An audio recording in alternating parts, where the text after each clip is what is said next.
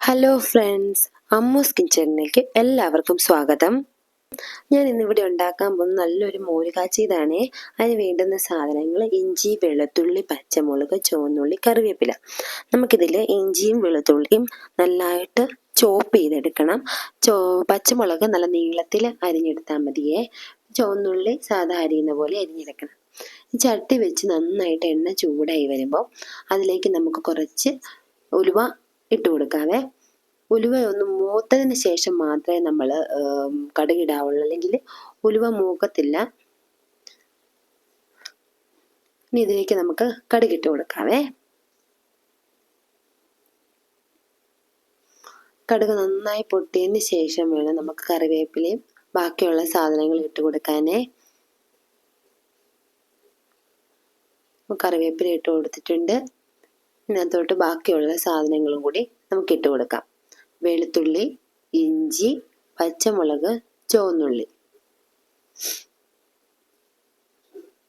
ഇങ്ങനെ മോര് കാച്ചി എടുത്തു കഴിഞ്ഞാൽ നല്ല ടേസ്റ്റാണ്. നമ്മൾ ഒരു ദിവസമൊക്കെ ഒന്ന് സെറ്റാകാൻ വെച്ചിട്ടാണെന്നുണ്ടെങ്കിൽ ഭയങ്കര ടേസ്റ്റ് ആയിരിക്കും. എല്ലാവർക്കും ഇഷ്ടപ്പെടുകയും ചെയ്യും. നിങ്ങളൊന്ന് ഉണ്ടാക്കി നോക്കണം കേട്ടോ. നന്നായിട്ട് വഴറ്റിയെടുക്കാവേ. ഒന്ന് മൂത്ത് വരണം നമുക്ക് കേട്ടോ. പച്ചമുളക് ഇച്ചിരി കൂടുതലൊക്കെ ഇടുന്നത് നല്ലതായിരിക്കും കേട്ടോ. പച്ചമുളക് ഇഷ്ടമുള്ളവരൊക്കെ ഉണ്ടല്ലോ. അപ്പോൾ ഒരുപാട് എരിവില്ലാതെ പുളിയൊക്കെ പിടിച്ച് നല്ല ടേസ്റ്റ് ആയിരിക്കും പച്ചമുളകിന്. പച്ചമുളക് ഇച്ചിരി കൂടുതലിടുന്നത് കൊണ്ട് കുഴപ്പമൊന്നുമില്ല. ഇന്നത്തെ ശകലം മഞ്ഞൾപ്പൊടി ഇട്ട് കൊടുക്കുക. ഒരുപാടൊന്നും ഇടരുത്. ഒരു 1/4 സ്പൂണേ ഇടാവുള്ളൂ കേട്ടോ.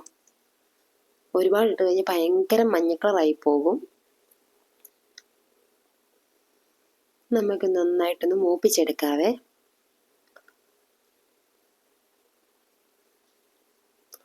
ഇതിനകത്തോട്ട് നമുക്ക് തൈര് ഒഴിച്ചു കൊടുക്കാവേ. തൈര് ചിലരൊക്കെ പറയും മിക്സിയിലൊന്ന് അടിച്ചിട്ട് ഇതിനകത്ത് ഒഴിച്ചു കൊടുക്കുവാണെങ്കിൽ കട്ടയില്ലാതെ കിട്ടും എന്നിങ്ങനെ പറയുന്നത് കേട്ടിട്ടുണ്ട്.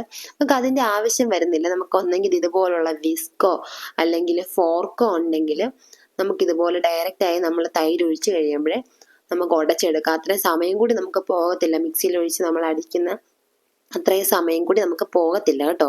ഇങ്ങനെ ഒന്ന് ചെയ്താൽ മതിയാവും. ഇനി നമുക്ക് ഇതിനകത്തോട്ട് ആവശ്യത്തിനുള്ള ഉപ്പിട്ട് കൊടുക്കാവേ. ലാസ്റ്റ് വേണം ഉപ്പിടാൻ. നമ്മൾ ആ വെള്ളമൊക്കെ ഒഴിക്കുന്നതാണേ എന്തോരം വരുമെന്ന് നമുക്ക് അറിയത്തില്ലല്ലോ. കാരണം നമ്മൾ കുറച്ചുകൂടെ വെള്ളമൊക്കെ ഒഴിച്ചിട്ട് അവസാനം വേണം ഉപ്പിട്ട് കൊടുക്കാനായിട്ടേ.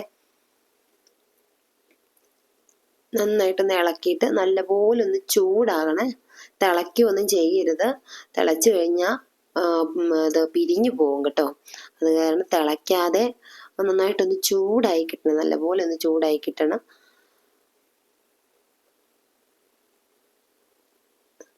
നന്നായിട്ട് ചൂടായി വരുന്നത് ഇതുപോലെയൊക്കെ വരുവേ. ഇങ്ങനെ വരുമ്പോൾ ചൂടായി വരുന്നതിൻ്റെ ഒരുപാട് തിളയ്ക്കാനൊന്നും ചെയ്യരുത്. നന്നായിട്ടൊന്ന് ചൂടായി വരിക. ചൂടായി വന്നു കഴിയുമ്പോൾ നമ്മുടെ അടിപൊളി ഒരു മോര് കറിയാണ് നമ്മളിവിടെ റെഡിയാക്കി വെച്ചിരിക്കുന്നത്. സൂപ്പർ ടേസ്റ്റ് ആയിട്ടുള്ള ഒരു മോര് കറിയാണ്.